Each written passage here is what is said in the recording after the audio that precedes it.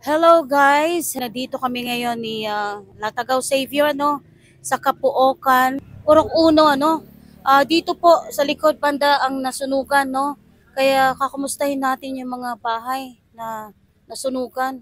Tara, samahan nyo kami. Hello, hello mga bata loves!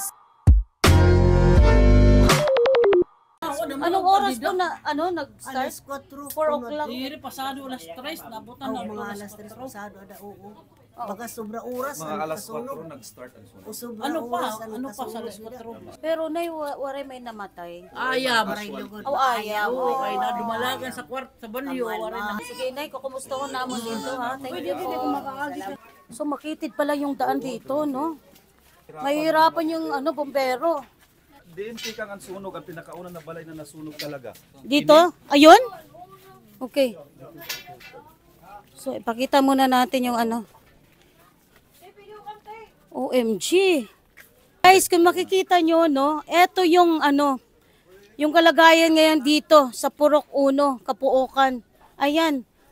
Tupok lahat yung mga bahay. Pero may naiwan ditong bahay na yung half ata ng bahay nila ay nasunog. Ayan, ang hirap na maukyan, matirhan.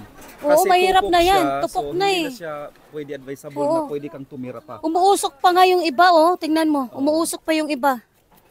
Umuusok pa yung iba. Ma'am, okay lang po. Ma-interview kayo para matulungan kayo dito. Okay. Ma'am, ano pang pangalan natin? Leslie po. Leslie Moreno. Moreno. So, bahay niyo po to, ma'am. Okay. So, ayan, bahay nila ito. Actually, ang sunog siya nag-umpisa. Yun yung, yung bahay na simentado. Hindi po, kasi may ano yan dyan eh. May May- parang kubo, may naka... Heating shade, ganon. Hindi Kubo. bahay din na naka... Dikit Pero din. light materials siya. Kwarto-kwarto lang. Diyan siya nag-umpisa yung sunog. Paglabas namin kagabi, kanina, malakas na yung apoy dyan. So sa pagtansya mo, anong oras siya sumiklab? Mga 4 a.m. 4 a.m. Ano daw yung cause ng sunog, ma'am? Hindi namin alam, pero sabi, sigarilyo daw or katol na nahulog. Sigarilyo Kasi or sa ilalim nag-umpisa yung maraming basura sa ilalim na pwedeng Oo. sumiklab yung Yes. sunog. Ma'am, grabe talaga yung nakita namin sa facial expression mo sa mukha mo, ma'am. Oo. Bakas talaga yung Namamaga iyak pa mo. yung mata ni Namamaga ni yung mata ma'am. mo. Okay, Grabe ma'am. din naman, Okay, so yung mga gamit nyo lahat sunog. Walang natira. Nakita nyo naman guys, kung ano ang kalagayan dito, Kung pwede sana, pwede magbigay ng tulong sa mga nasunugan. Tulong-tulong po tayo, lalo na dito sa Kalbayog o kung saan pa man na pwedeng makapagbigay ng tulong sa mga nasunugan kasi wala talagang natirang mga gamit nila. Kasi kasi lahat parang na-shock eh. Lahat Na-shock labas din agad. po. Mas maganda na lang na lahat. Madaling araw, masarap matulog. Oo naman, oo. Pero ang buti na lang walang may namatay, ate? Opo. So may mga anak po kayo, ma'am. Oo, 4. Buti na nga lang, nandito pa kami kasi every 4 a.m. namamalengke kami. Kaya wala talaga naiiwan dito. Buti kanina, hindi namin naiwanan yung mga bata. So mamaya saan kayo matutulog? Yung iba daw sabi sa sports center eh. Pero kami dito na lang may mga. May kamag-anak ka dito na hindi na ng apoy. Okay, so doon na lang kayo sa mga kamag-anak nyo. So ano po ang kailangan nyo aside sa mga damit? Usually pagka kailangan ng mga tao, lalo na yung mga taong nandoon sa may likod, yung walang-wala din talaga. Ayan guys, pagkain, damit ang kailangan nila dito, Tulungan natin sila. Okay ma'am, thank you ha. So eto yung bahay. Oo, half ng bahay nila talaga na nasunog. Mga ilang bahay po ang nasunog dito? Nakita ko ngayon ma'am siguro masterless yun, may umikot ngayon nasa 31. 31 na bahay. Opo. Tupok talaga kahit yung mga gamit. Oo. Diyos ko. Diyos ko, Lord.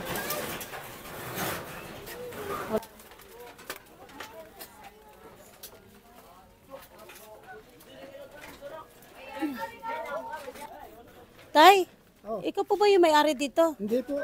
Ang mayari nito doon sa kabila na Oo. sunog lahat yan. Pati mga gamit. Oo nga, nakikita ko. Diyos ko. Oo, may umuusok pa doon, Tingnan mo, Maki. Ano na lang yan, mga Hindi na ba yan mag-aapoy? hindi na. Oo, kasi umuusok pa. Ayan, wala talagang natira, no? Ubus na. Oo, pati mga damit, mga kagamitan, wala talaga. Wala nakuha. Oo. Pati sarili lang nilang nakuha. Na ano nila. Nasalba. Oo, nako, Diyos ko. Ubus talaga. So, nandito yung mga taga sa Melco ata, ano? Ano ba, ayusin nila yung wires dito? Oo. Dito muna, tatanggalin muna nila. At tatanggalin muna yung mga wires, ano, para hindi din delikado, no? So, kuya, ang wire na, puputulin niyo ba yung wire na, ano? Yung nasunugan. Yung nasunugan lang, no? Para hindi na, ano, kasi delikado din, ano, pag may, ano. Sige, kuya. So, nandito sila ngayon, mga taga sa Melco, no? Nag-rescue din sila dito. Ayan, no? As in, super tupok talaga. May kaldero pa. Ano? Kuya, hi niyo house. Hi niyo balay po. Ato dito, tupok liwat, kuya. Oo, so tupok din, ano? Diyos ko, wala kayong natira. Ayan, kaldero lang. Kaldero la. Ayan. Grabe, tupok na tupok talaga. Aray.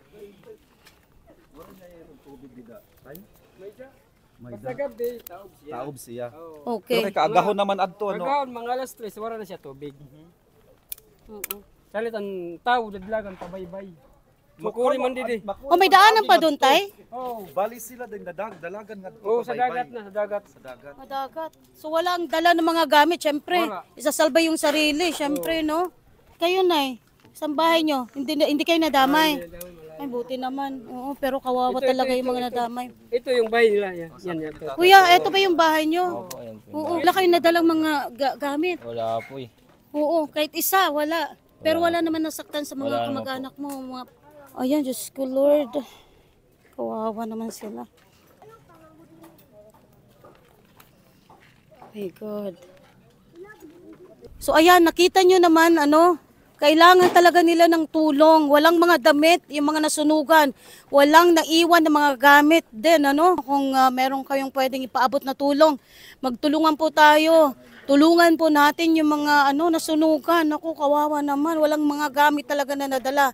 Pero sa awa ng Diyos, wala namang may namatay o nasugatan sa sunog, no?